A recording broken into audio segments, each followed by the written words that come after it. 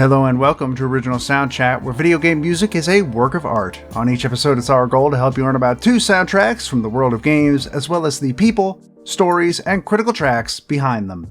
My name is Joe DeVader. And I'm Peter Spezia. We're brought to you by Anonymous Dinosaur and Rhymes with Asia. It's time to appreciate great OSTs and the games that they come from without getting too bogged down in music theory. Joe, what are this week's games? Up first is 2020's Milk Inside a Bag of Milk Inside a Bag of Milk, and 2021's Milk Outside a Bag of Milk Outside a Bag of Milk, a pair of visual novels about a young girl who really just needs your help buying some milk while giving you a look inside her mind. Following that is the lucrative hero shooter that you can no longer play, not only depressingly influential for its monetization practice, but also surprisingly aspirational for creating a global esports league, 2016's Overwatch. Milk bags of milk. You know, I don't know how much you can pull from 20-minute games about bags of milk and relay it to a hero shooter that has done a whole bunch of things, showed up in a whole bunch of places. Oh yeah, these games have nothing in common whatsoever. But we're just going to leave it at milk bags and let you think about that some more. We're going to move it along. Joe, it's been a few weeks since we've been able to talk to each other. Thank you for picking up some of the solo episode slack. How are you doing? What are you playing? Well, first of all, thank you for picking up some of the solo episode slack as well, when I wasn't feeling well last week. I've kind of been bouncing off a bunch of games lately. I tried to start Slay the Spire because I've heard very, very good things about it, but so I'm already very picky about what roguelikes and stuff I like. And there is zero fluff to Slay the Spire. It's just, here's the game, go. And it didn't grab me. I wasn't a big fan, so didn't make it very far in that. I tried Disney Dreamlight Valley, which I am going to go back and try more of. Have you heard of this game? I have, yes. I'm surprised you played it. It's on Game Pass, and I keep hearing people say, it's shockingly good. Which is weird, because everything about the game's premise sounds like it should be terrible. But apparently it's good. I haven't played a lot of it. I played enough to meet Merlin and for Mickey to tell me that Minnie is dead, which is a plot point in the game. Oh. Yeah, it's weird. It's a weird game. But other than that, I mean, I played a little bit of the game Star Renegades. I don't think I bounced off of that one. I got to go back to it. But it was very interesting, I think. Sort of a turn-based RPG style roguelike, as far as I could tell. And then I spent an ungodly amount of time playing a game called The Planet Crafter, which is essentially a first-person game where you are dropped on a barren planet and you have to terraform it. And I have made it far enough that lakes are starting to form in on my planet, but I haven't made it much farther than that. Played maybe 10 hours of it in a week. It's one of those I can put something else on the other screen and enjoy it. I haven't played a lot of games recently, pretty much entirely because I keep bouncing off of them. But there are at least one or two. I even tried to go back to play Stardew Valley, and I bounced off of that. So yeah, it's just been in a bit of a rut in terms of playing games, but I terraformed a planet. I made grass grow in a place, so that's cool. I feel like that's just adult life sometimes, though, because I feel that. I've set myself up to play a few games, but just haven't started it yet. But I have made more progress in the Pokemon game that I've been playing, getting to that point where I need to grind a lot and discovering the value of phone numbers in this game. So Pokemon fans, you can take from that what you will. But yeah, I've not had much time to do that. One day we'll be able to play video games again. For whatever reasons. But instead we'll just talk about them in spooky season. It's spooky season 2022. Every October, you like to bring a horror game to the show, and it begins now. Yeah, I consider October to be my territory, essentially. It's my favorite month of the year, even more than December, which I really, really like because I like Christmas and also my birthday's in December, but whatever. October, I just like the tone, and I like horror stuff, and I think it's fun. Granted, we're starting a little tame in terms of horror this week, but hey, you know, sometimes you just gotta ease yourself into a little bit of that spooky season, you know? Before we get to that, though, let's quickly talk about some composer follow-up news, some news stories from the video game industry and other places around the world where we talk about the composers that we've talked about on the show before and what they're up to. Big news in the game industry, at least at time of recording, reports that Horizon Zero Dawn is in the works of getting remade for PlayStation 5. Yes, you know, a game that's only 5.5 years old. And that you can already play on PS5. Oh yeah, it just needs to be remade to get up to its sequel's visual fidelity. And if we're being honest, it's probably because, you know, there's a Horizon Netflix TV show in the works, and the game industry has noticed that when you have a TV show like The Witcher, it draws a lot of new players back to its original game source material. I mean, hell, you're seeing that super hard right now with Cyberpunk Edgerunners, the anime based on Cyberpunk, driving a lot of people to go play Cyberpunk 2077. Yeah, like its highest concurrence ever. It's kind of crazy. Anyway, so Sony seems to be eyeing this, and with their different IP deals that they have going on with TV shows and film projects and the like, definitely set up The Last of Us for early next year in the HBO show. That's probably why they did part 1 for The Last of Us, to really capitalize on that. But yeah, the fact that this is in the works, you know, a kind of new chance for music from Joris de Man to have his music come back from the original Horizon game. It's not necessary, I think, if you follow games, if you've played Horizon Zero Dawn before, if you're choosy on how you want to spend your money, but it's definitely trying to capture that new audience that will drop $70 to play the game based on the show they like. I guess. I don't know, it just seems like a waste of just make another game. Just put that money towards another Horizon. What are you doing? I thought The Last of Us remake was stupid, but at least that is a game that came out in 2013? On the PlayStation 3. Like, I am one apartment away from when Horizon came out. When Last of Us came out, I was on my first apartment. It's dumb. It's dumb, and I don't see why it's necessary, but you know what? If Sony wants to dump some money into a furnace, who am I to stop them? They're just banking on the fact that 5 is higher than 4. And so yeah, people who buy PlayStation 5s wants to get the new thing. It's on PlayStation 5. What's this PlayStation 4? Let's pretend it didn't exist. Meanwhile, To the Moon is getting a beach episode. I love that for Kango. So he was joking about this 2 months ago. About what if I just made a beach episode on Twitter?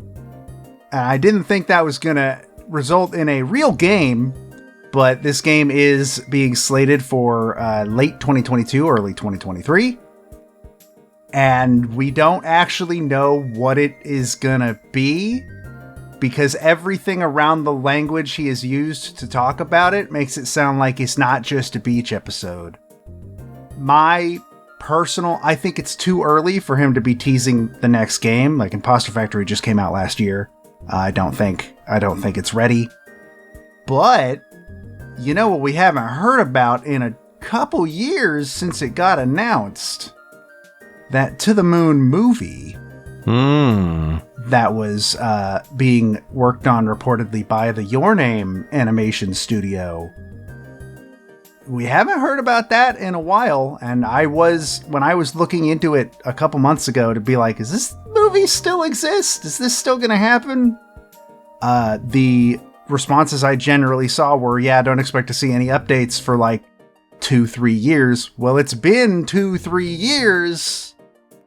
Maybe? I don't know. Either way, I'm looking forward to this beach episode. It's going to have seemingly every character from all 3 games in it. So that'll be interesting, I think. I love that for him and how he gets to do that and make his own choices on what he works on next. Well, it's been a long time coming. Every time we brought it up, it was seemingly for a joke. But rest in peace, Google Stadia. The service will be taken completely offline in January 2023. Google is refunding all purchases made on hardware and software through its store. You know you messed up when. That's a bad time for Google's game streaming technology.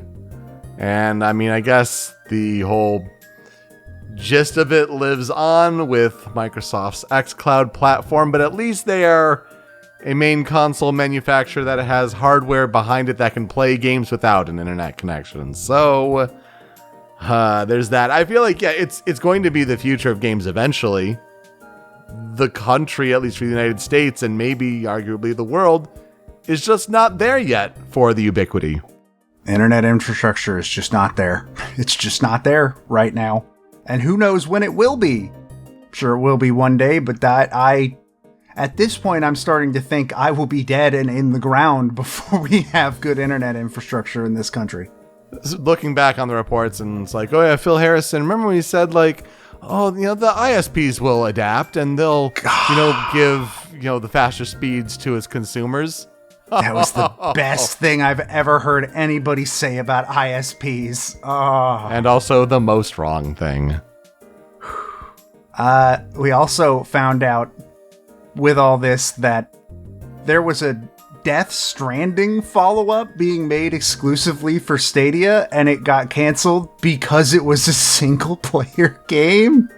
Google, yeah, I mean, you need the assets, you need the IP. What are you thinking? Just poorly managed all around. And honestly, they've, over at Kojima Productions, they're now probably back on Death Stranding 2 or whatever they're going to call it. So, yeah, wow.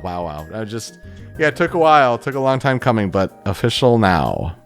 Yeah, it lasted longer than I thought it would, so I guess I'll give you that. That's the lowest bar humanly possible. I was pretty sure Stadia would be gone within a year and a half. And lastly, just to throw a knife straight into my heart, Silent Hill: The Short Message has been rated in South Korea. This is, in my experience, as far as I can remember, this usually points to a game that actually does exist, as much as I want to believe it doesn't.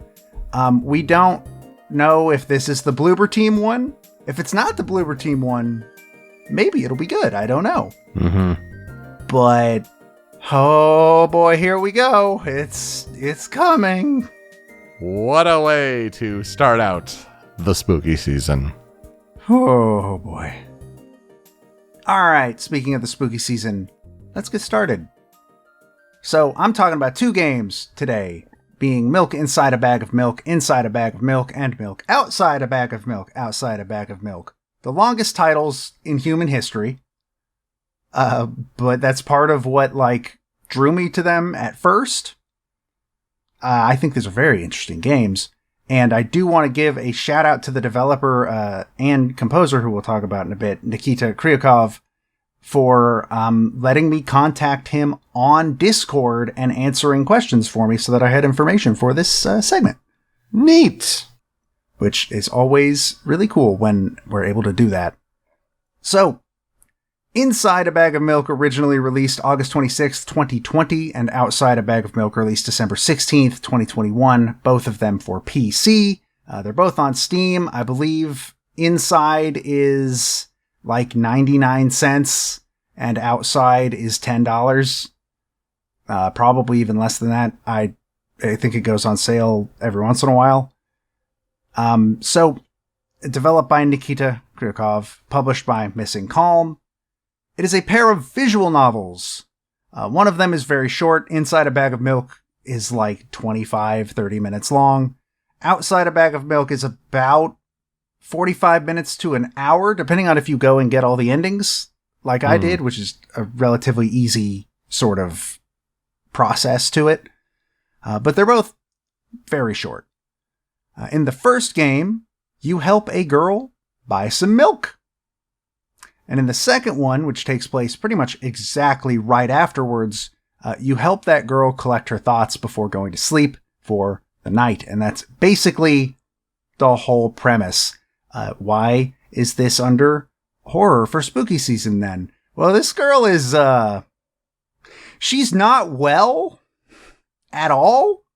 And it's implied that there was some, like, accident or traumatic experience in her past that's never fully explained that made her that way. And it's that kind of thing that the way she sees the world is kind of where the uncomfortable atmosphere and all that comes from. The first game is presented in first person, with the second game being in third person. And both of them really employ this very surrealist aesthetic. A lot of use of the color red in the first one, that kind of thing. The first game just has one path that you take to get to the ending, but it does have like a fail state where you can hit it and you lose. You go back to the title screen. But the second game has multiple endings that can all be accessed pretty much by watching or not watching particular scenes, or one of them you can only get by clicking a hidden item in the protagonist's room that isn't like acknowledged ever until you get that ending, which is kind of interesting, I think. And I don't know how else to describe it. They're visual novels. What do you want from me? This is it. This is all I got. We talked about a visual novel a couple weeks ago with Fata Morgana. We've talked about Katawa Shoujo in the past. It's that, essentially, but much shorter than both of those. So this is where I will ask, and I know the answer to this question, but what are your experiences with the Bag of Milk games? Well, outside of you bringing it up that you'd played them and then putting it on the schedule, especially, weeks and months in advance for spooky season, as you usually do. I have never heard of these games. I've never played these games. I'm looking forward to learning more about these games because I'm sure even people tuning in look at the thumbnail art and the title and they're like, what is Bag of Milk? Please indulge us. So I played these games about near the beginning of the year, I want to say, and I absolutely love them. They're very simple. Obviously, they're visual novels, but I think the writing is a lot of fun. I think the atmosphere is very interesting, and I'm very glad that I am bringing the games to the show, mainly because I would like to bring these games to the attention of other people, essentially. I think there are some people I know that would probably really like these games, and they're cheap, and they're short, and they're just pretty good, I think. So, like I said, I was able to contact Mr. Kryukov myself and ask him a bunch of questions about the development of the game and a bunch of other stuff that we usually talk about on this show. So, according to him, the main inspiration for both games was the 2004 indie title Yume Nikki, which I'm actually kind of mad at that I did not realize that sooner, because that checks out. Yume Nikki, for anybody that does not know, is a game that came out in 2004 that is basically a cult classic. It is a horror indie game, essentially. One of the first big horror indie games, inspired by games like Earthbound. It's one of the games that helped inspire Undertale, I believe. And it has a very passionate fan base, Yume Nikki does. And one of these days, maybe I'll bring that for spooky season. Who knows? In fact, according to him, the first game's atmosphere and feel were pretty much entirely meant to try and capture and recreate the same atmosphere as Yume Nikki, but in a different genre. The sequel, however, was more inspired by the music that Kryukov was listening to at the time, which is the main reason why the game has much more focus on music and sound design. So the first game was made in 3 days as part of a game jam. It was a week-long game jam, but I guess he finished very, very early. And then the sequel took an entire year to develop for multiple reasons. The ones he listed were not making it on his own anymore. He did not have enough money to commission the art at certain times. He claims he didn't even know what he was doing at certain times. So that slowed down development quite a bit. The main reasoning for developing a sequel in the first place, though, was that Kryukov did not feel he had a game that he could really be proud of and point people towards to say, like, that's my style, that is representative of my established style in terms of being a game dev. And I like how he described his sort of feelings to me specifically, so I'm just going to read this quote verbatim. Quote, "All the artistic choices I made in Milk 2 were determined by the fact I personally saw the sequel not as a game, but as a place you can visit and stay for however long you want to. Talking to the protagonist, listening to the radio, just do nothing while the music is playing and the background is slowly moving. I understand that visual novels aren't supposed to make you do that, quite the opposite. They urge you to progress the story and not get distracted, but I wanted to make something different in a genre I've been working with for a while now before moving on to new genres and engines." And I like that idea of making a visual novel that you're supposed to slow down and take your time with, and maybe just let run for a little while sometimes. I think that's a very interesting concept in general. And a little bit weird about a horror title, but I think the sequel is a little less horror focused than the first game is, but I do think there are bits and pieces of horror in both in general.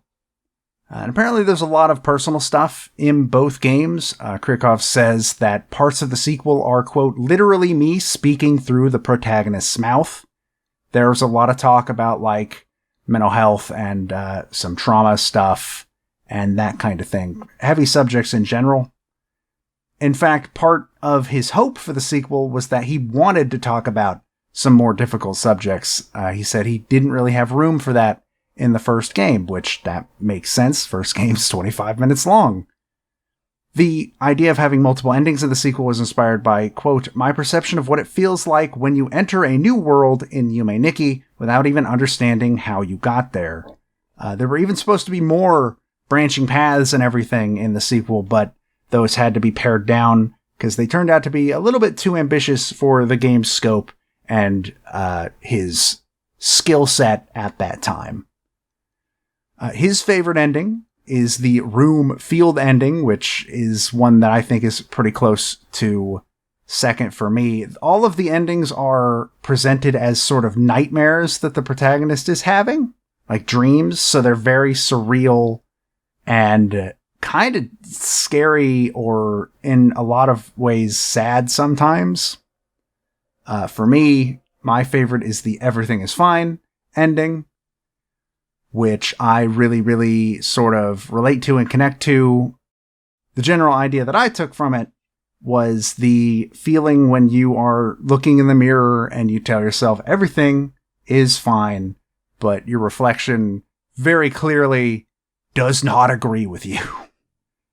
And the pizza ending, which is another favorite of mine, which is the one that you can only access by clicking a hidden item somewhere in the protagonist's room, that was entirely written by the game's co-author Maho Maiden. And I really like that one because it is kind of impactful in that it involves somebody texting a pizza shop's automated text line, but not for pizza. And I'll leave it at that. Kryukov is currently working on another visual novel. He says it will be his best and probably his last. And in his spare time, he's also currently developing a 3D exploration adaptation of his first visual novel, Megalith. He has no plans for a third Bag of Milk game, but he says he may continue the protagonist's story in a future game at some point. Yeah, what other preposition are you going to use besides inside and outside? Around. Under. So let's talk about Nikita Kryukov himself. He was born February 14th, year unknown, at least that's what VGMDB says, in Russia. He started learning music at age 7 and graduated from university in 2020 as a sound producer. Hey, I also graduated in 2020, except he's 25 and I'm not. So there's that. He also has played in bands as a singer, a guitarist, and a drummer. And he only started working in game development recently. I believe from 2018 to about 2020, he was doing music for commissions, and that was how he was making his living for a while. And he doesn't really do that anymore now that he's moved into games, but he produced his first visual novel in 2018. It is one called Daiku no Medium, which you can find and download for free off itch.io. And he says if he could work with any game company as a music composer, he would want to work with Playdead, who are the developers of the games Limbo and Inside, and they haven't made a game in a while. I didn't realize that until it was brought up. Yeah, it has been a while, and they had or at least one of their co-creators split off, make a new project. It's called Somerville, I think. And it looks very much like an Inside or Limbo game, but, kind of a little different take on it.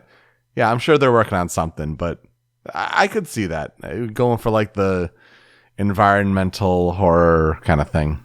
Mm-hmm. Though in general, he says that even if that opportunity did present itself, overall, he prefers to work on his own projects. And I respect that. That makes sense.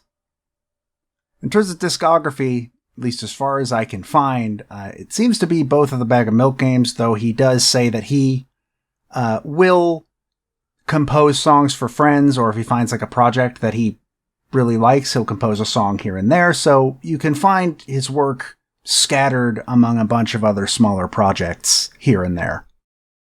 In terms of historical development research for the Bag of Milk games, the first game's soundtrack is entirely inspired by the soundtrack of Yume Nikki, again trying to recreate the feeling of that game, but the second game's soundtrack went in more of an ambient direction, with further inspiration from the doom metal genre, the latter of which was first inspired by the tone he felt the music should have near the beginning of the game, when the protagonist's mom appears and is not fun.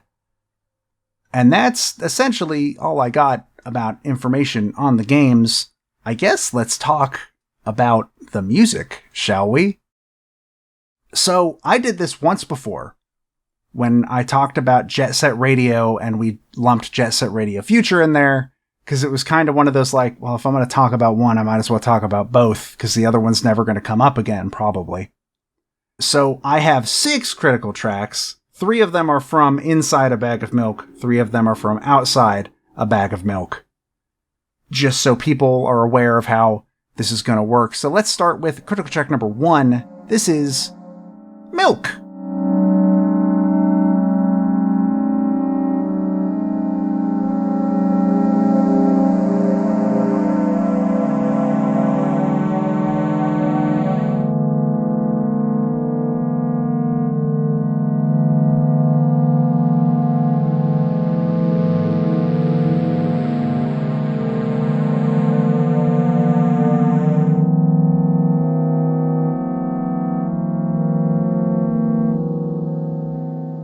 So this track, according to Kryukov, is a reversed version of another track on the album that is simply called Untitled 2.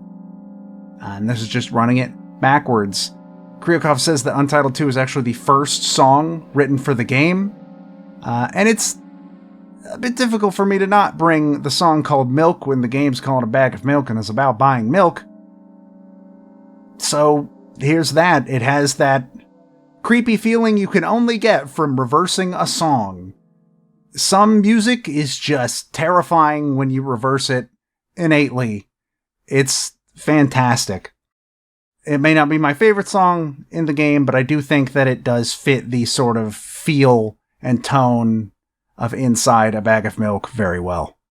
Gosh, how does that happen, right? Like, I don't even know what this would be reversed down the reverse, so like, the original Untitled 2 track, but the instruments here with like kind of the more 8-bit wave, and then you got like the lower synth that comes in, but with the reversing, you're right, it just kind of gives you that innate uncomfortable feeling, and I don't even think like it being flipped back around would help it. Good way to start off the spooks. Yeah, it's it definitely has the right idea. Critical track number 2, though, this is Visual Novel.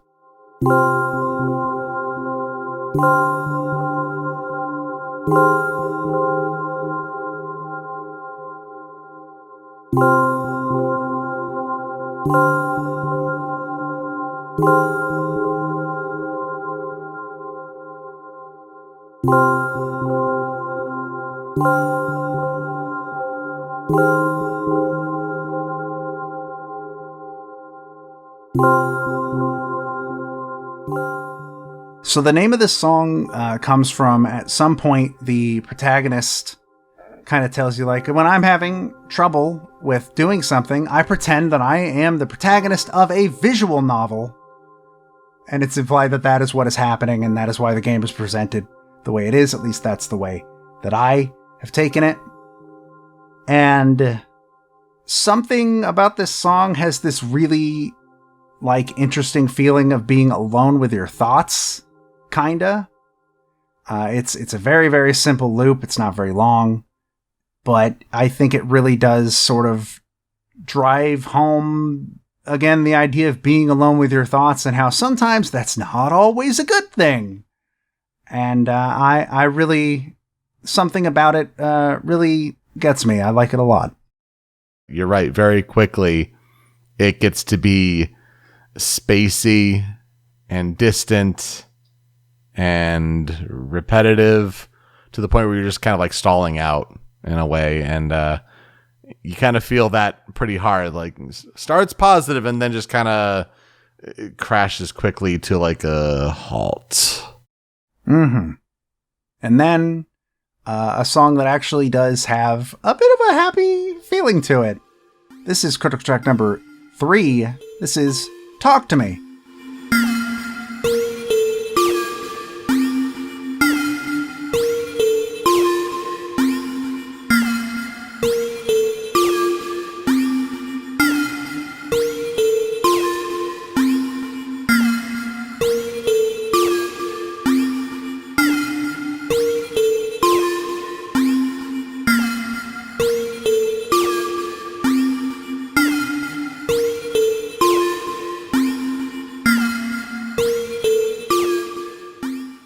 I think this is overall my favorite song on the first game's soundtrack.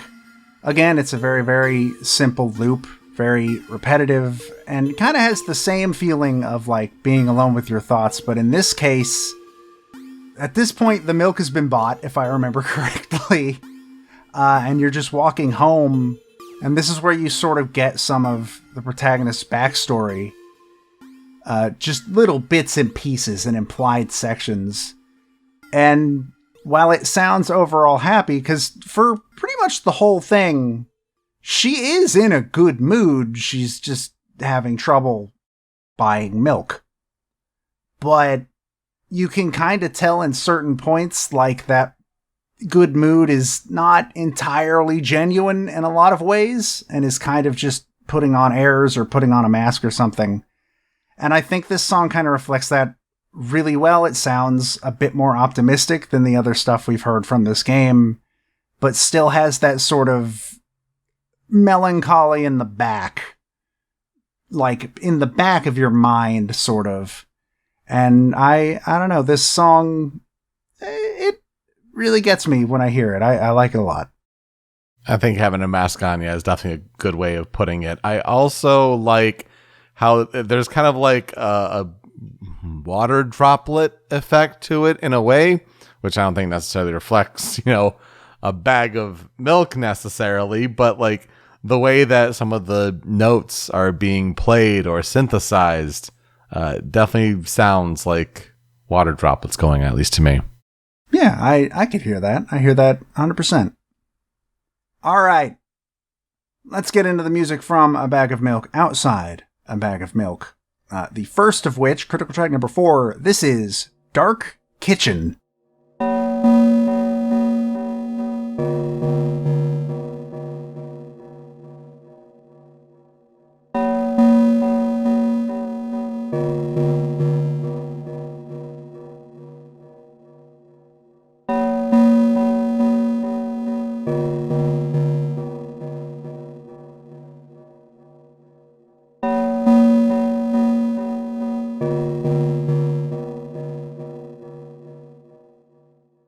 This song plays pretty much exactly where you would expect.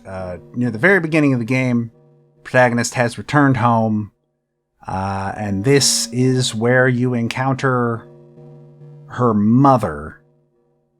This is the first half of that encounter, essentially. Very foreboding, very dark, and a little creepy. And with this feeling of, this is a place I don't want to be, but here we go. Kind of got to pass through this to get back to my room. And that part kind of has that feeling really well. And this song, I think, definitely brings across that creepy atmosphere 100% of being in like a dark hallway and seeing somebody standing at the end of said dark hallway. I think it does a great job at that. Ugh, yeah, that captures that feeling perfectly. Maybe the simplest song we've ever brought to the show musically. Up there, yeah. But boy, is it effective in its foreboding and just how uncomfortable it makes you. Good reverb effects and drives that point across to set the mood. Following that is my favorite song in both games, actually. This is critical track number 5, Concrete Circle.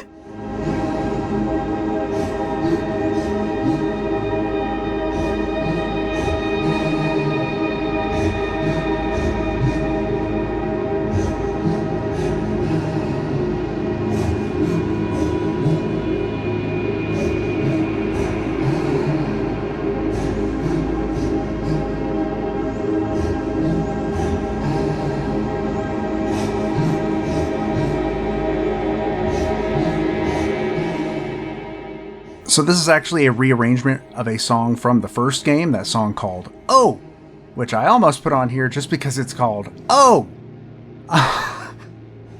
Because it's one of my favorite parts of the first game, where she's talking to another customer, but in her mind, all they're saying is just shouting the letter O. And she talks about how she does not like the letter O because it reminds her of essentially the void, because it's an empty space. And during this version, she's outside on her balcony, and you notice that her apartment building, the way she sees it, is kind of impossible because it is a circle, a concrete circle. And it kind of gives a little bit more context to her dislike of O. I think that this is probably the most atmospheric in the entire soundtrack, which, I mean, there's a good amount of atmospheric stuff on this soundtrack, but I think this one does the job the best. Kryukov says, quote, I used the choir loop I made in 2018 and then recorded the guitars and my voice repeating the phrase that can be heard in O. And the main part that is brought over from the previous game's song is the dun dun dun dun dun dun dun dun. It's that kind of thing that sort of gives it a bit more of a mechanical feel in this song.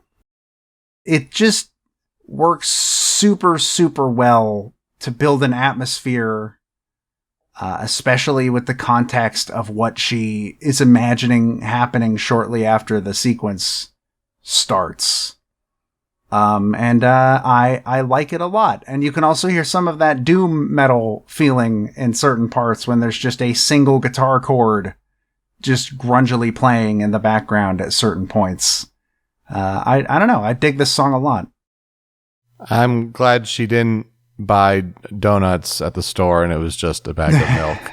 I think you're right with the mechanical aspect of it. I was thinking industrial, but yeah, if you're kind of thinking of like the cityscape and with what's on the outside, I guess, based on how you described it, yeah, that tracks super well. It's nice to hear more layers involved here and different aspects of how different parts were recorded. I like this one a lot. I can see why it's your favorite as well. And now let's end it off. Critical track number 6. This is Choose?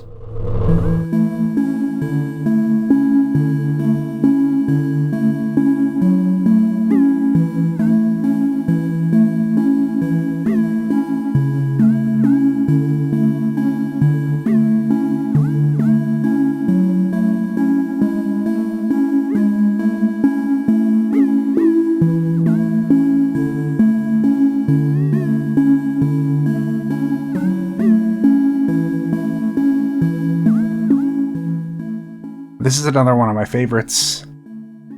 Simply because the overall tone and feeling of this song kind of gets to me a little bit. And I really can't explain to you why. Something about it just kind of makes me feel sad. Like most of the songs on the soundtrack, it's very simple, but it has this tone to it that, if I remember correctly, this, I believe, plays near the end of the game. I don't know, it feels different from everything else. It's a tune that to me is very much portraying the feeling of saying goodbye to something. And I really like that. I appreciate the feeling that this is conveying. I also particularly like the instrument that's in the background with the that kind of little fluctuation. Makes it a little more interesting to listen to outside of the chord progression and the arpeggios, slow as they may be, to kind of set it up. Yeah, okay, interesting. A good way to round out the critical 6. Yeah, it doesn't roll off the tongue as well, huh? All right. Cutting Room Floor. Both of my Cutting Room Floor tracks are from Outside a Bag of Milk. And the first one is Thinking.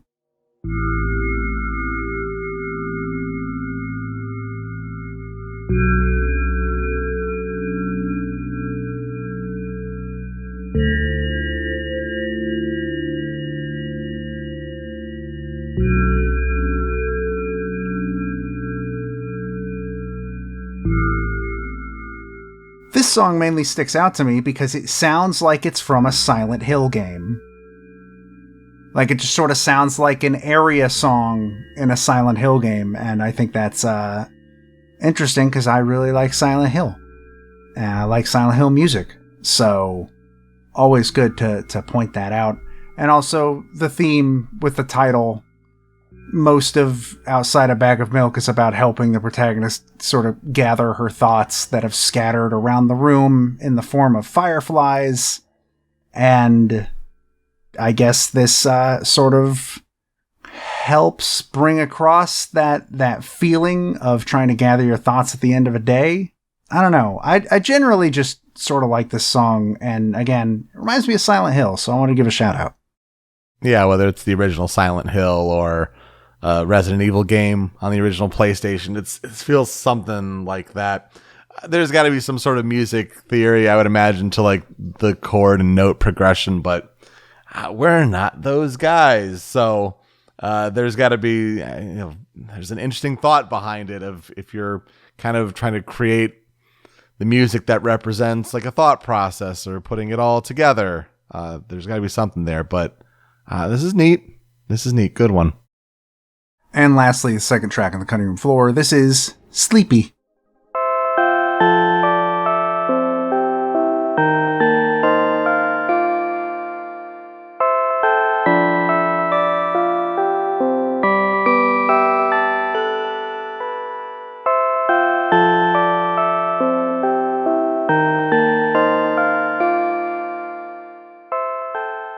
Milk Outside a Bag of Milk ends with the protagonist going to sleep for the night.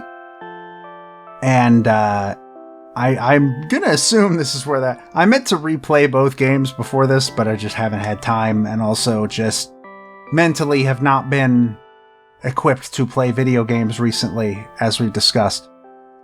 But this music box sort of feeling almost really does fit the idea of laying down and going to sleep, and it doesn't exactly sound like the happiest going to sleep music in the world, but it also, you know, you're not going to bed miserable at the very least.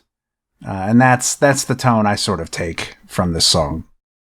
Big Earthbound vibes here, I think. Just as far as like the instrument chosen kind of sounds Super Nintendo-like, I think. I don't know why Earthbound's the one that comes to mind, but it is. Yeah, what a one to start off spooky season with. I don't think this soundtrack is totally my bag, but I appreciate it being brought to the show and covered just to show like what's out there, especially in the indie game space, especially for horror games. Yeah, I want to say this is the only indie game I'll be talking about this week where like most people listening probably have not heard of it, but should check out. I have one other indie game at the end of the month, but it's one that a lot of people have heard of. But other than that, the other two are AAA games, so yeah. So what'll I never forget about the Bag of Milk games? I just think their atmosphere is super well done. I think the visuals in the first game are fantastic, and just the overall feeling of playing that game is fantastic, and I just really like the writing and the storytelling in the second game. One of my favorite sections of the second game is you are talking to her about her history of going to school, and you ask her about what her last day at school was like, the last time she went to school. And if you keep asking her to tell the story again, it will get closer and closer to what probably actually happened, starting with a pretty happy rendition of events and getting worse and worse as you go. And I don't know, that kind of writing, it's one of those things that would only really work in a visual novel, because it gives you the option to ask her over and over and over again, but you don't have to, etc., etc.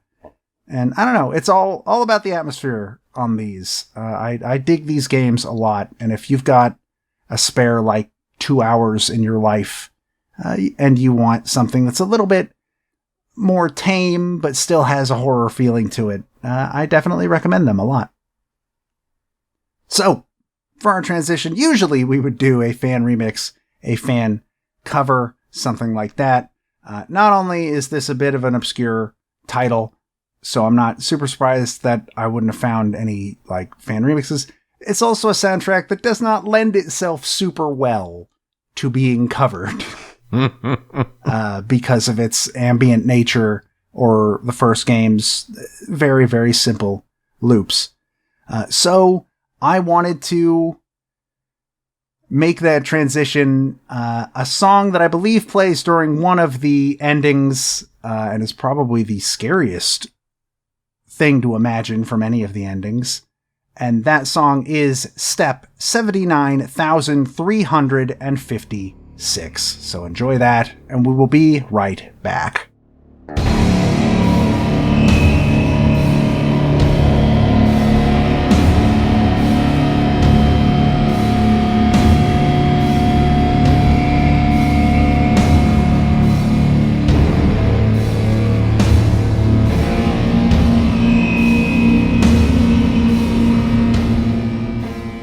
Getting milk, getting milk, getting milk, getting milk. Getting sentimental, little brother. Also, like, I guess some characters here that people want to call them mommy.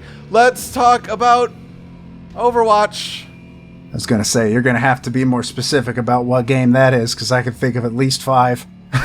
Well, I think Overwatch could be one of them for those types of folks.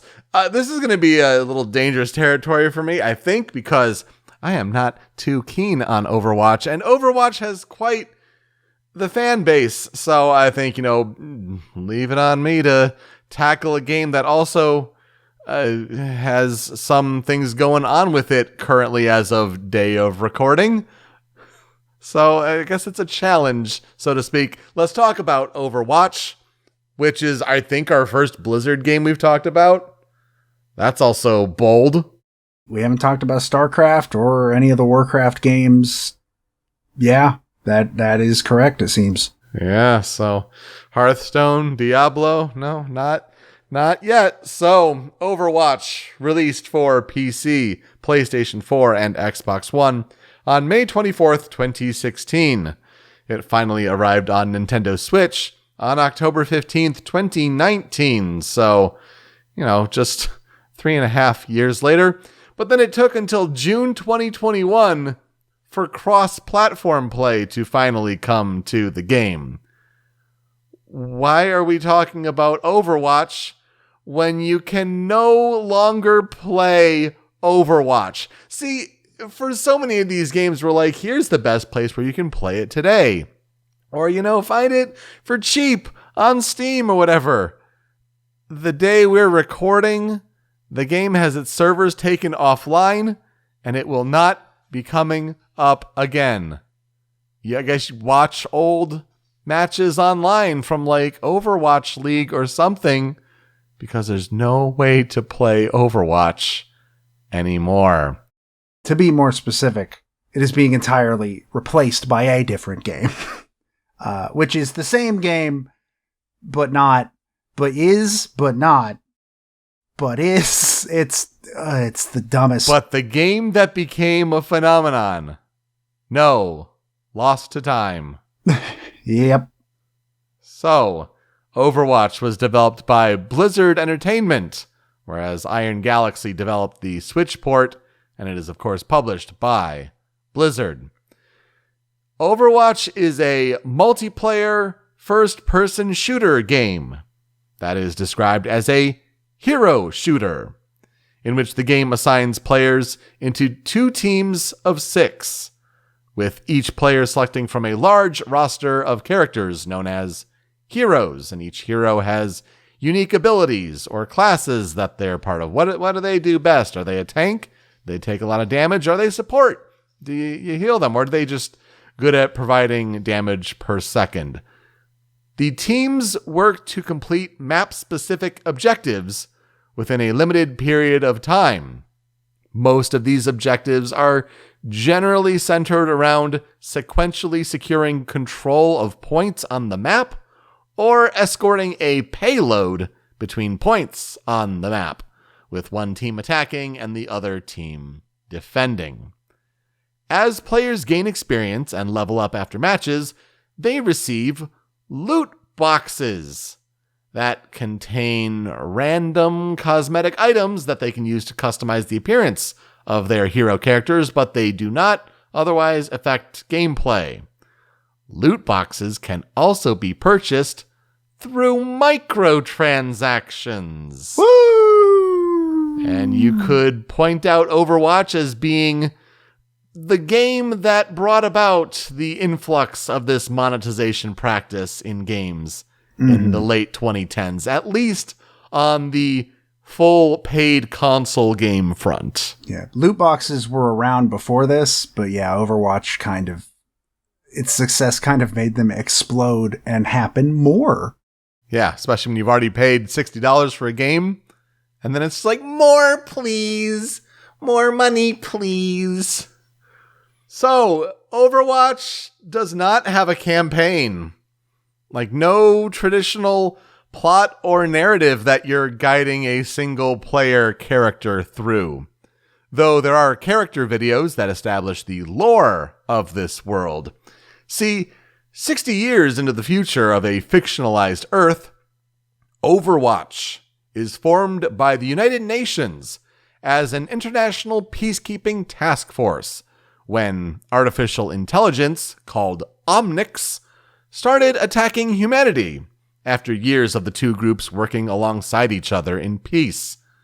In the years following the quelling of this Omnic crisis, Overwatch started to be trusted less and less after reports of covert black ops were exposed to the public, causing the UN to disband the group.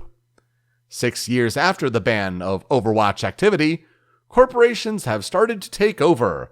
Fighting and terrorism have broken out in parts of the globe, and there are signs of a second Omnic crisis occurring in Russia. All right, so if milk doesn't do it for you, I guess there's some Russia tie there. Basically, the big question in the lore of the world: can heroes, both new and old, come together and help protect the world? Joe, here's where I'll ask you, what are our experiences with Overwatch? I played a good amount of Overwatch when it first came out. I did buy it. I did buy a couple of loot boxes in my time. I will unfortunately admit that. Again, it's a lot of the same story of Splatoon, though I did at least play a lot more Overwatch than I did of any Splatoon. But it's, multiplayer games. I don't play a lot of them in general. And Overwatch, like you said, has no single player component whatsoever, which it should have. Every time they'd release like one of those cool character videos and people were like, wow, that was really good. I sure wish it was a cutscene in a video game that I could play. Cause it's not, there's no single player component whatsoever. If I remember correctly, I mained Lucio and Diva, but my favorite experience with Overwatch happened during the open beta that they had like a week before the game came out, a week or two, where I was playing with a bunch of our friends and we decided to do a stupid idea and we all played as the character Bastion, just 6 Bastions. And we just set up on the point and they couldn't come anywhere near us at all. We had this moment of like, I feel bad about winning this match. That was really stupid. And we like legit apologized to the other team of like, that shouldn't have worked and we're really sorry.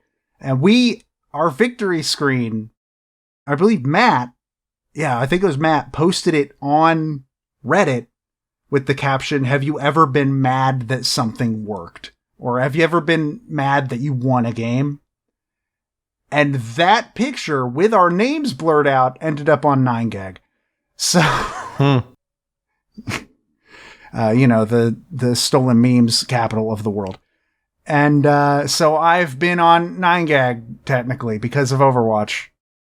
So my experience with Overwatch, I also struggle with playing multiplayer games, especially first-person shooter multiplayer. Like, that is not for me. I did not buy Overwatch despite many temptations to, especially when they started releasing, big bundles of like, it's the Game of the Year edition and it comes with all this stuff for $20. Like, it seems tempting, but I'm like, I gave it a shot on a free weekend. I think I tried Diva. I may have tried another character as well. I can't remember. Didn't click with me. Didn't really enjoy it.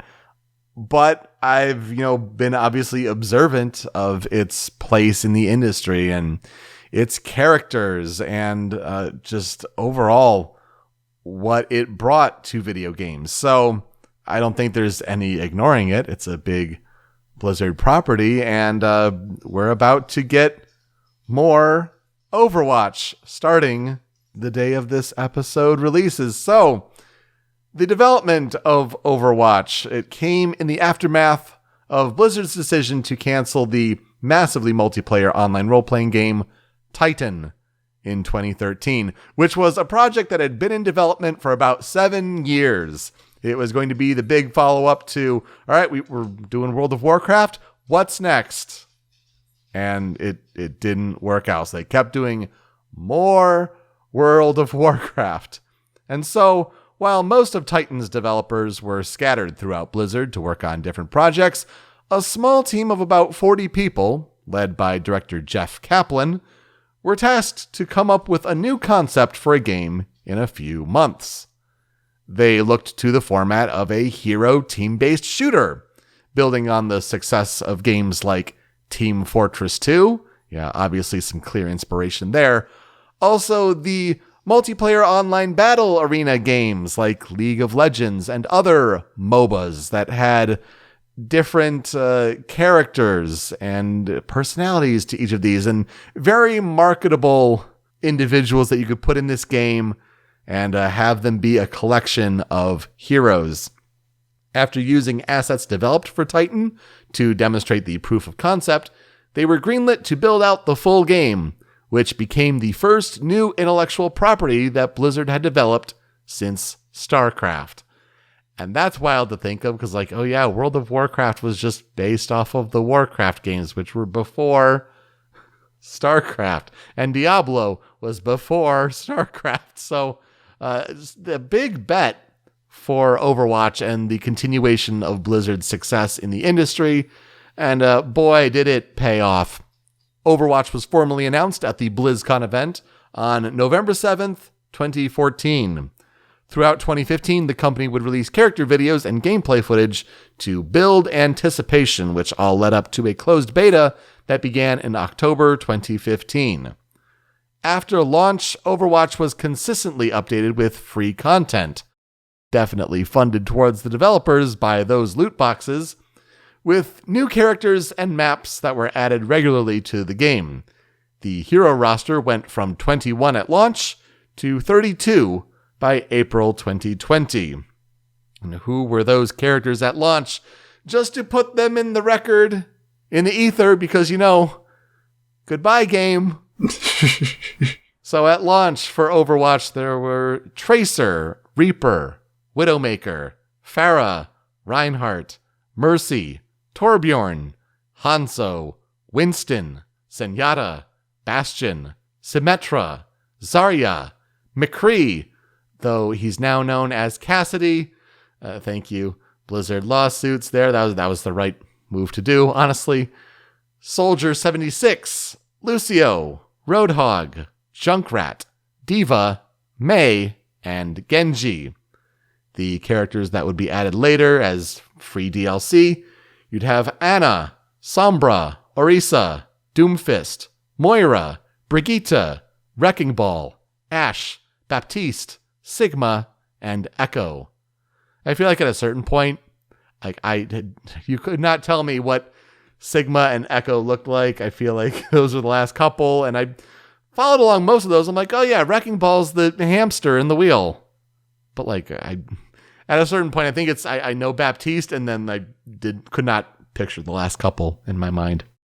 I think Baptiste is where it starts for me of not being able to think of what any of these people look like. Because I remember Ashe. Yeah. Voiced by Jennifer Hale. Oh, I did not know that either. Oh, wait, I think I did actually, now that I think about it. But when I was playing, Ana and Sombra were the only two characters that came out in the window that I was playing. So past that, I never played as Orisa or Doomfist or anything. Past there, I know about Brigitte a lot because she was a very popular character among the fan base for reasons. But other than that, Baptiste, Sigma, and Echo, I have absolutely no idea. I could not tell you what any of them look like or what they do or their whole thing. I don't know. Right? So strange. While the game was not developed specifically with esports in mind, they just wanted to make a good competitive game, interest shortly after launch, and of course the game's success, led to Blizzard announcing Overwatch League at 2016's BlizzCon. It had an inaugural season in 2018 with 12 teams, and it still continued through COVID-19 thanks to the capability of online play. The 5th season of Overwatch League is still going strong, with now 20 teams competing, and playoffs are apparently about to begin in the next month. So, can the Shanghai Dragons repeat their title? We'll see. Overwatch as a whole, though, is not without controversy. There were things like the same body type for the characters that were women at launch, or at least in the initial beta. There's cultural misappropriation. The Tracer butt pose trademark. I forgot about that. Right? There's, of course, a nasty strain of fan base toxicity. And most of all, the loot boxes probably being the most controversial thing of all. Well, in terms of just in general the game, but Overwatch League also had a couple of things, one of which was the first inciting incident of the reason Overwatch 2 was announced, let's be real, being the Hong Kong stuff. Yes. Yeah, it's there was a lot centered around Overwatch. Let's just say it that way. Yeah, definitely that was in headlines a lot, but the game reviewed very well with Metacritic averages of 91 on PC and Xbox One. The game got a 90 on PlayStation 4. The Switch version didn't fare so well with a 73. Honestly, online play on Switch probably had a lot to do with that. Critics praised the game for its accessibility, the diverse appeal of its hero characters, its cartoonish art style, and enjoyable gameplay. Character balance and matchmaking concerns, as well as the choice to have the story and world building be told through multimedia instead of the game itself, those were some critiques. The game, very popular, of course, had 7 million players in its first week, 10 million in its first month, and its player base of copies installed is now at 60 million as of April 2021. By July 2019, total in-game spending in Overwatch, all those microtransactions, exceeded $1 billion, making it the 6th Activision Blizzard product line to reach this metric and the 64th video game to do so across console, PC, and mobile. It was an award darling for the most part. It was nominated 6 times at the Game Awards, and it won 4. Game of the Year, Best Game Direction, Best Multiplayer, and Esports Game of the Year. It was nominated 5 times at the BAFTAs, winning for Multiplayer. Nominated 6 times at the DICE Awards, winning for Game of the Year, Action Game of the Year, Outstanding Achievement in Online Gameplay, and Outstanding Achievement in Game Design. It won Best Original Score for a Video Game at the Hollywood Music in Media Awards. And then, beyond its launch year, as games became, changing properties and esports and things like that, Overwatch was kind of one of the first ones to continue to win awards for this beyond its launch year. So it won at the 2018 BAFTAs for Evolving Game, and it also won at the 2017 and 2018 Game Awards for Best Esports Game. I think it also won in 2017 at the Game Awards for Ongoing Game.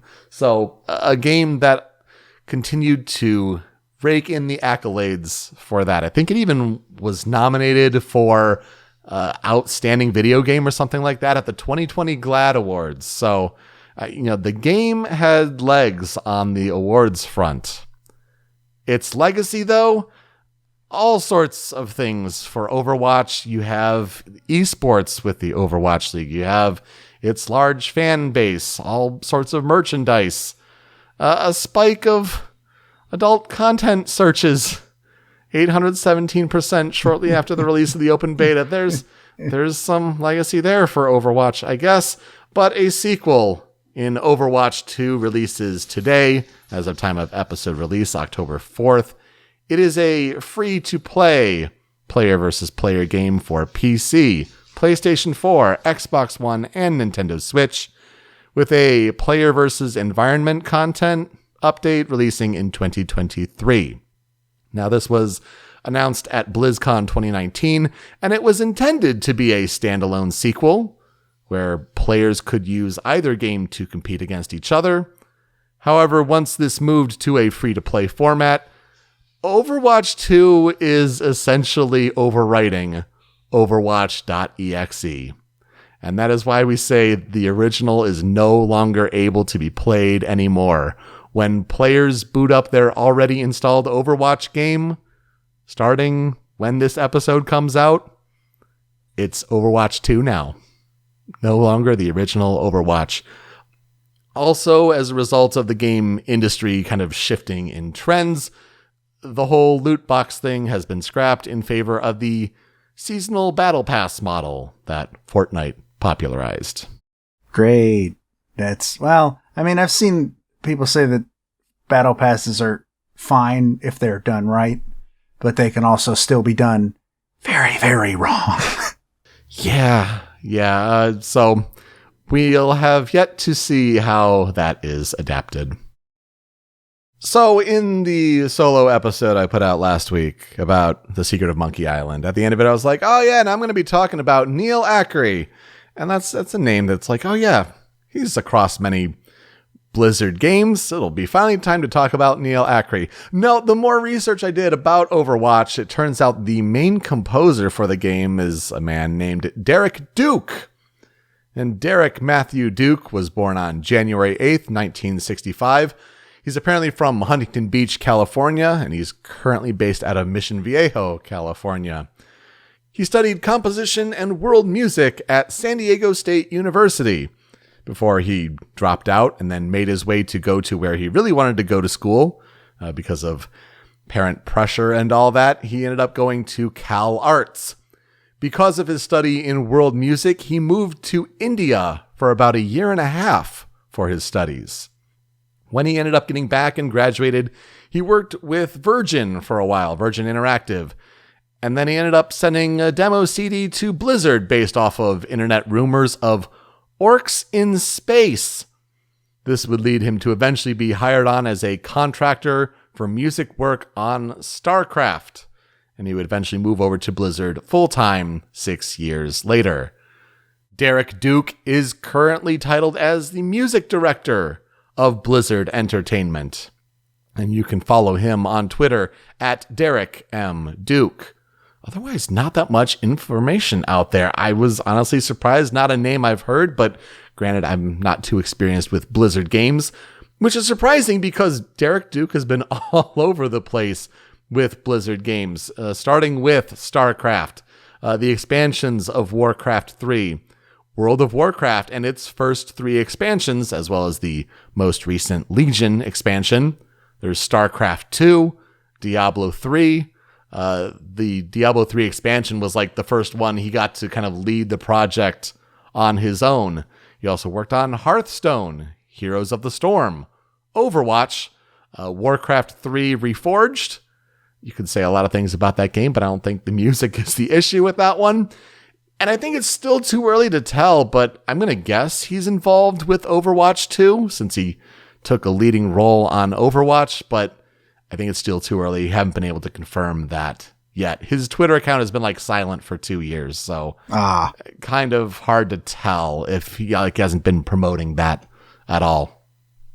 The historical development research for Overwatch, not as much out there when it comes to the music. I'm a little surprised by that, but composers for the game include Derek Duke, Neil Ackery, Sam Carden, Chris Velasco, and a guest appearance by Adam Burgess.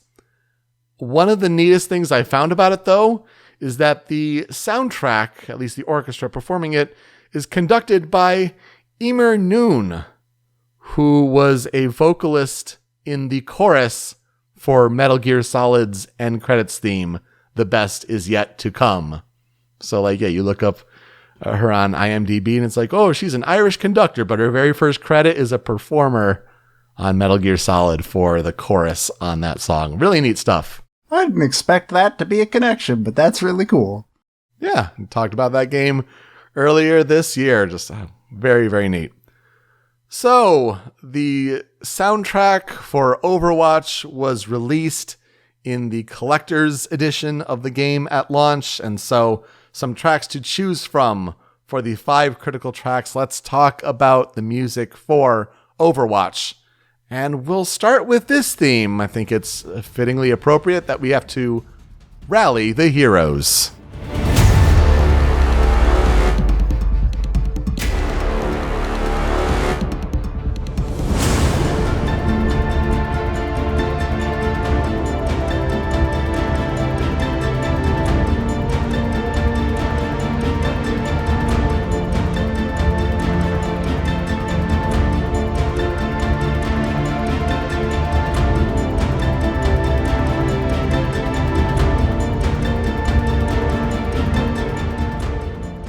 On some of these tracks, it's not necessarily clear where it plays, so I gave my best guess at this based on YouTube comments and things I could gather or surmise. So for Rally the Heroes, which is a track composed by Derek Duke, I'm going to guess it's like the character select theme, or like the music that kind of goes into the start of a match, which makes sense. You're rallying the heroes all together to make the team. So it's interesting at the start of the clip where you hear this big blaring horn, which kind of becomes a theme, like a leitmotif for some of the action pieces later that we'll hear on the soundtrack. But it kind of gives the environment of like a warning siren going off that like, Overwatch, we need your help. Come assist. And it's this bah that kind of comes through. But this part of the clip was really neat, and it sounded different than some of the other parts of the soundtrack. Like earlier in the piece, there's another piece on the Critical 5 here that it is very reminiscent of. But this part seemed really neat, and I liked the piano work here, and just kind of had a more like the building of the actions. You know, it's not everything's all full speed go, but it's kind of like the lull, the calm before the storm. And I really liked this part of the piece. So I think you are correct that at least part of this plays on character select. I also think some of it, and I could be remembering completely wrong, I think some of it plays in like the last minute of a match. Mm-hmm. You're right. That will be, I think, later in the Critical 5 here. I do remember this song quite clearly from something, so you hear it a lot, I guess. It's not one of my favorites, but I do think that like the first half is probably my favorite part of the song, just because of the tension of it and everything. And yeah, this is a pretty good indication of what Overwatch overall sounds like. But we continue with one of the stage themes for the game, and a popular one seemed to be King's Row.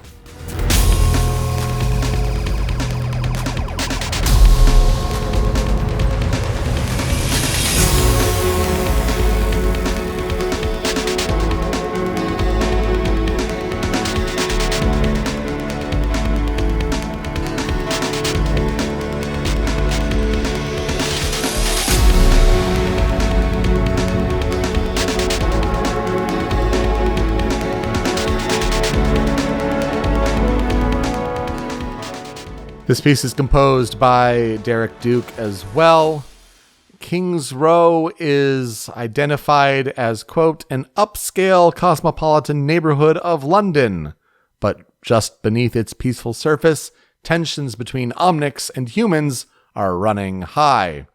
Apparently this is a map where it's a payload sort of game style, and this payload is a large EMP bomb, and the attacking team must escort it to the underworld and detonate it.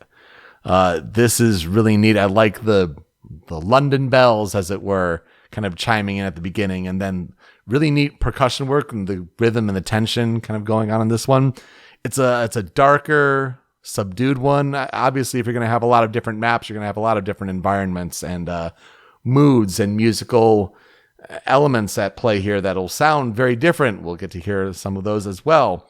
But this seemed to not only be a popular map, one that got different maps and skins with it over time, but a popular piece with fans. The weird thing about stage music in Overwatch is that it doesn't play on the stage. What? It plays on the screen that tells you what stage you're going to play on. There's not really music for most of the match in Overwatch, if I remember correctly. That does sound about right, come to think of it, but it has how peculiar. That's so weird. Yeah, it's so this song and like any other song related to a stage is specifically like the screen that shows the image and the announcer says King's Row, and it plays there. And then the game loads, and then you're not hearing the song anymore when the game starts. So it's bizarre, but some of them are really, really good. So I'm glad at least one is getting a shout out in the Critical 5 itself. But as tensions get high in the match, this next piece plays. So number 3 on the Critical 5 for Overwatch.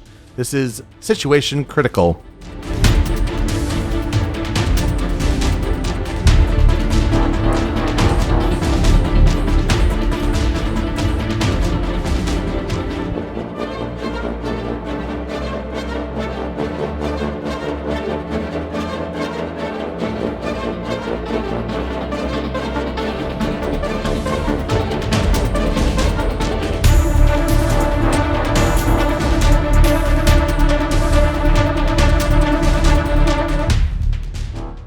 I believe this is the track that you were referring to there, Joe. I think so. Composed by Derek Duke. I saw this described as the overtime theme, or at least, something that's playing as the tension is running high in a match.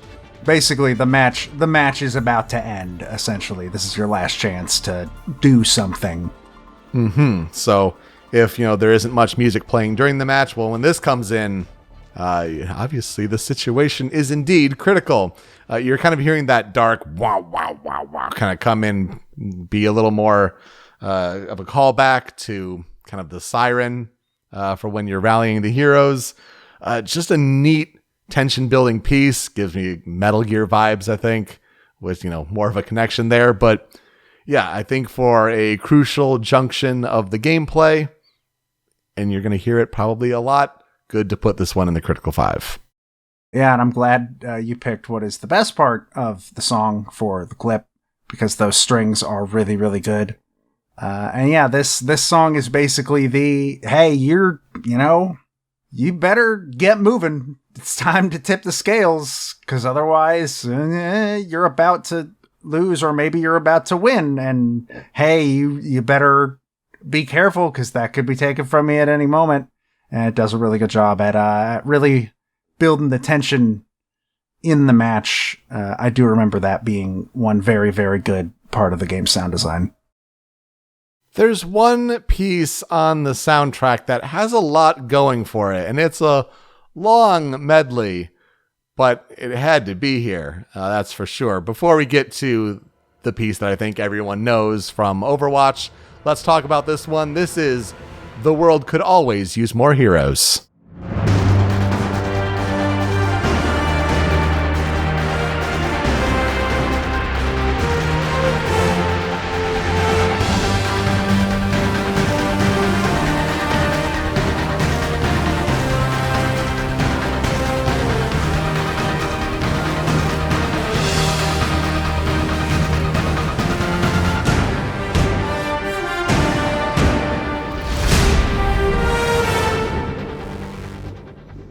At first, I picked this one because of a certain moment in the medley that's like, oh, even I know this. And then I realized it's replicated in another track. So I could have probably moved this up, because this piece pretty much has it all. It has the cinematic intro music. It has the main menu music, which I believe is being highlighted in the clip here, and then even some of the next piece. And so as a result, with all of this music being in this piece, it is composed by Neil Acree, Sam Carden, Derek Duke, and Chris Velasco. Almost all hands on deck for this one. Just a good one to come from the soundtrack that kind of gives you the full breath, but really the heroic, triumphant fanfare, really representative of Overwatch and its heroes. Just a good one, even though like the main menu kind of mixed up over time, also depending on certain events, kind of a good one to catch the feel of what the characters and the world represent in this game. Yeah, it's my favorite song on the soundtrack, and there's a reason for it. Everything put together. I want to say it's also largely the soundtrack for one of the first trailers. Mm-hmm. The one that's Tracer and Winston fighting, I think, Widowmaker and Reaper? Sounds about right. But they're fighting in like a museum. And it's I think a large part of the soundtrack for that short as well is in this song. It's even named after a line in that video. Well, there you go. So yeah, this song absolutely rules and does have the leitmotif that obviously everybody is going to know that we're about to talk about. So let's finally get to it. Number 5 on the Critical 5 to wrap up the tracks here for Overwatch. It is Victory.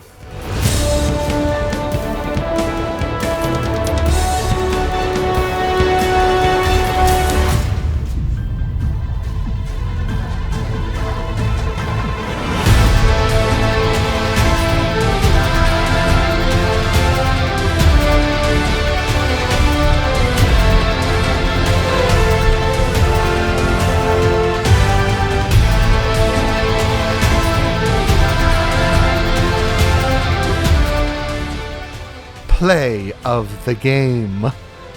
This one is composed by Neil Ackery and Derek Duke.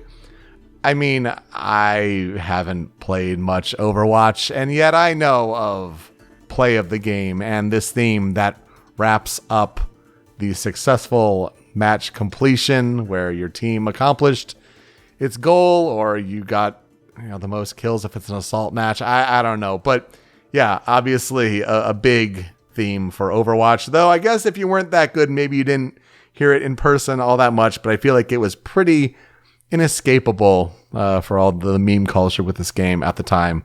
Yeah, just a great theme, and obviously the leitmotif also a part of The World Could Use More Heroes, but yeah, might as well just give it the actual piece. You look up Overwatch music to cover, like it's this that they're chiming in on, and we'll get to hear that at the end of the episode, but man, like, had to be here. Had to wrap up the Critical 5. Yeah, this is the song. This is the one. I would even go as far as to say this is basically the main theme of Overwatch. Yep. Essentially, just this tune here. And yeah, it is the song on the soundtrack that essentially is burned into your mind if you've even seen anything remotely related to Overwatch. So yeah, needs to be here. A couple tracks on the cutting room floor. Let's go to a couple other stages. Well, I'm glad I put it here if they don't really play during the match. But gives you a couple different flavors of music composed by Derek Duke. The first one here for me is Hanamura.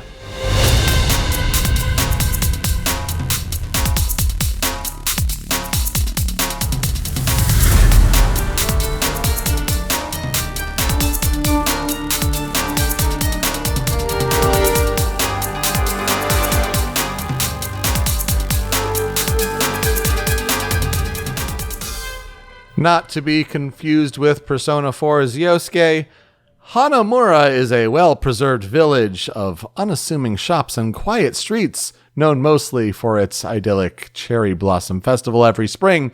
But to those who know its history, Hanamura is the ancestral home of the Shimada ninja clan, which had grown over the centuries to become a powerful criminal organization.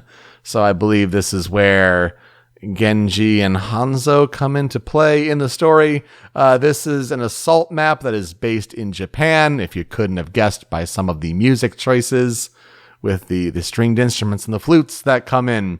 But it does have a good kind of dark underbelly to it as well.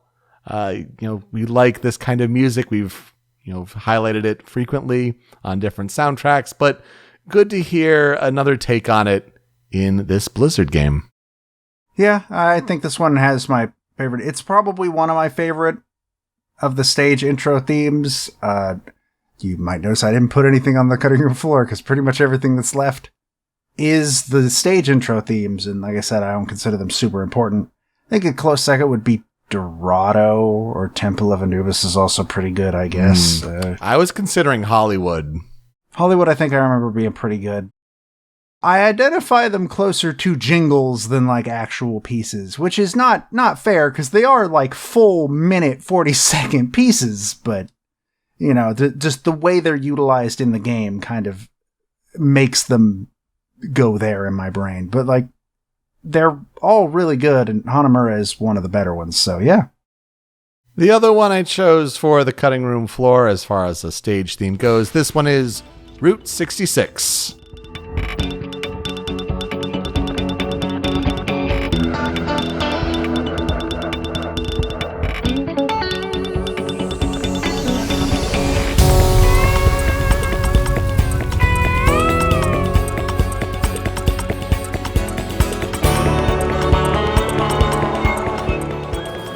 I feel like it was appropriate to highlight some Western slide guitar, some electric guitar licks there.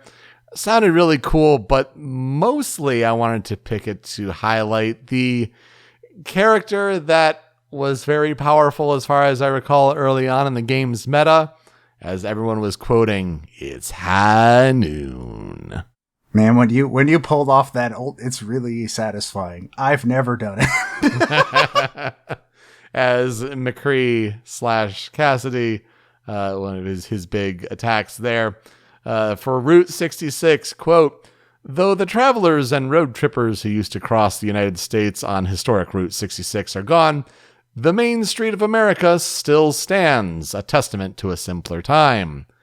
It's a payload map, and this payload is a carrier for a U.S. military bomb. The attacking team must escort it to the Deadlock Gang's cave hideout. Again, just wanted to highlight the variety of instruments used for this. And yeah, gosh, it's a shame that it's not used more often, because this one sounds really cool, and I liked it a lot. Yeah, this one's really good. Doesn't it sound like it should play during a fight? Gosh, that's where, yeah, I probably should have had a little more knowledge on my part. Sorry, don't come at me, Overwatch fans. But I really hope I'm right about that, but I'm 99.9% positive I am, because I remember having that feeling. I mean, you played way more than I did, so I'd believe it, honestly. But yeah, no, it sure does. And at the very least, the team did a really good job, like, getting that feel of the environment. That's for sure. So what will I never forget about Overwatch? There are characters that, even though I have no experience with them, like, their designs stand the test of time. They did a really good job with, a lot of these characters. I mean, everyone remembers Tracer, the one on the box, and interesting ability with moving quickly and rewinding and all of that. Diva stands out for sure. I mean, even, you say things like, "It's high noon," and like, everyone knows that you're pulling off that move. Or I guess Reaper was also really popular. You could like go down the list and like, every little bit about different characters. And I think that's good character design. You saw it in all of the different kind of copy games that tried to follow. Everyone remember Battleborn? Oh, Battleborn got such a raw deal. But like, nobody remembers Gearbox's Battleborn. Like, if you'll remember, the reason nobody remembers Gearbox's Battleborn, I don't know if it would have been successful otherwise, probably not, but it's because that open beta for Overwatch purposely was set for the week Battleborn came out. Yes. Like, they obviously did that on purpose, which is like a dick move, but also I don't like either of those companies, so let them fight, I guess. Mm-hmm. And now it's going to be interesting to see, like, if the Activision Blizzard deal goes through with Microsoft. Like, it's a free to play game, so like, obviously you can get it wherever, but like, is there going to be a benefit to playing it on Xbox? Will you get like extra head start on your season pass? Like, I don't know. It's going to be interesting to see how that does, because apparently for, I guess, season 5 of Overwatch League, they were playing on an early build of Overwatch 2. And so how does that change when the game comes out like it does today as of time of episode release? So just things to think about, but also just sad that, because we're recording right now and people are posting like, "I'm going to miss playing Overwatch," like the original Overwatch. And that's kind of sad for preserving games. Yeah, it's kind of a stupid way to do a sequel, I think, personally. But what can you do? You want to get that install base right off the bat. Yeah, I guess. So for me, first of all, the fact that there is not like a Netflix animated show about Overwatch is one of the biggest missed opportunities in video games, and has been since the game came out. You watch pretty much any of the animated trailers they've made for any Overwatch character, and they're all like phenomenal, and that and voice lines are basically the only nuggets of lore you ever get, because there's no story at all in the game. Like, it's just not there. So I personally think they've missed the bus at this point, but sure, like back in the day, they really should, like, even every time they released a trailer, most of the comments I saw were usually like, oh my God, just make a TV show already. If Twisted Metal is getting a TV show on Peacock, well, you could have done an Overwatch animated show. Yeah, it's perfectly fit for that. But also, like, over the years, Overwatch kind of entered the same spot of Splatoon, where, like, aesthetically, I really like Overwatch. I like all the character designs. I think the music is fantastic. The premise is great. I have not played it probably since the year it came out. Like I said, the last character to be added before I stopped playing was Sombra, the second character ever to be added. And I've essentially heard from all of our friends that did keep playing longer than that every time they updated the game, it got less fun to play. At least for them. But yeah, I haven't gone back. I would go back if not for the fact that I kind of don't want to play a Blizzard game right now. That's fair. And also, just multiplayer games, man, they're so exhausting to play for me. So it takes a lot of willpower to actually start doing that. But like, everything about Overwatch is entirely my thing, and I really like it. And there was at least a brief window where I would have counted it as like, yeah, this is probably in my favorite multiplayer games of all time. And then I stopped playing it after like a year. So, woo! I think that's very fair. Don't know if I would have ever expected it to be paired with milk, inside or outside a bag of milk. Milk bags. Turns out the true Overwatch was the milk that we met along the way. It sure was, Joe. And with that, we'll wrap up this week on Original Soundchat. That will do it for us. You can find me on Twitter at Pete Speakeasy. Joe is over at String Pixel. The video version of the show is on the Rhymes with Asia YouTube channel, but it's that MP3 podcast version that you want. That's hosted by Anonymous Dinosaur at anondino.squarespace.com. It's where Joe's other podcast, Smash Your Pieces, is hosted. And you can find Smash Your Pieces and Original Soundchat wherever you get your podcasts. Apple Podcasts, Google Podcasts, even on Spotify, where we have a feed of podcast episodes, but we also have a playlist of video game music. See, if we talk about a track from a game and it's on Spotify, it gets added to this big monster playlist. Joe, what's being added this week?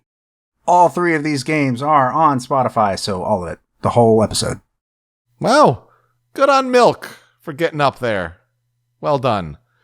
When you're done listening, you can find the show on social media at Soundchat OST, where you can leave some feedback for us. How are we doing with these episodes? What games would you like us to cover? Also, you can find surveys and you can contribute to the Best of 2010s episode, as we've been talking about for the last couple episodes. See, for episode 200 of Original Soundchat, we're going to do a big Best of 2010s episode, and that's a huge undertaking, so we need your help.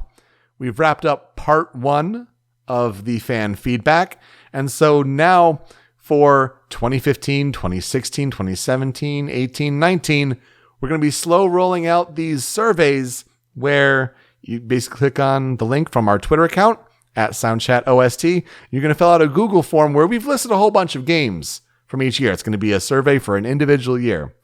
And you're going to pick the top 5 favorite soundtracks that you think are from that specific year.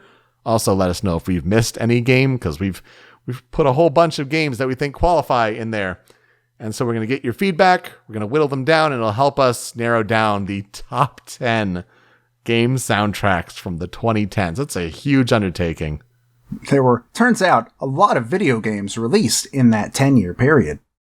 So thank you if you contributed to our first half with 2010 through 2014. That was very enlightening, and that'll help us make a good list. But now it's time for part 2, so please help us out there over on Twitter at SoundchatOST. Joe, who are we talking about next week? I will be talking about Takeshi Abo. And I'll be talking about 65 Days of Static. All right, to play us out, I mentioned that a lot of video game cover artists, especially when it comes to Overwatch, like, what's the main theme of that game? It's the victory theme. And so Game Music Collective over on YouTube did a cover of Victory Theme, as they called it. It's just Victory on the soundtrack, but they just called it Victory Theme. And it sounds really cool. And I think it's always neat when you can hear slight different interpretations on what's, professional recorded orchestra, but get actual YouTube musicians playing their instruments and putting it all together. Really, really neat stuff. So thank you so much for listening this week on Original Soundchat. We'll see you next time. Take care.